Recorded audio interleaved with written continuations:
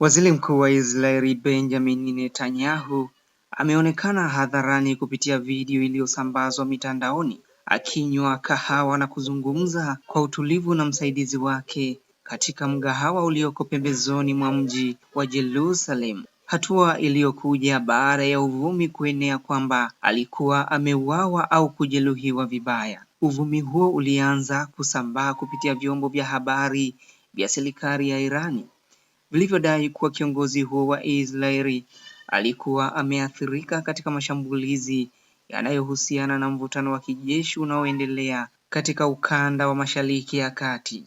Hata hivyo, video hiyo mpya inaonyesha Netanyahu akiwa katika hali ya kawaida, akitabasamu na kuzungumza bila dalili zozote za majeraha. Kitendo hicho kimechukuliwa na wachambuzi kama njia ya moja kwa moja ya kupinga taarifa hizo na kuthibitisha kuwa bado yuko salama. Serikali ya Israeli haikuchukua muda mrefu kujibu taarifa hizo, ikizitaja kama propaganda zisizo na ukweli, zinazolenga kupotosha umma na kueneza hofu. Maafisa wa serikali wamesema kuwa upotoshaji wa habari katika nyakati za mivutano ya kijeshi unaweza kuongeza taharuki na kuchochea hali ya sintofahamu miongoni mwa wananchi.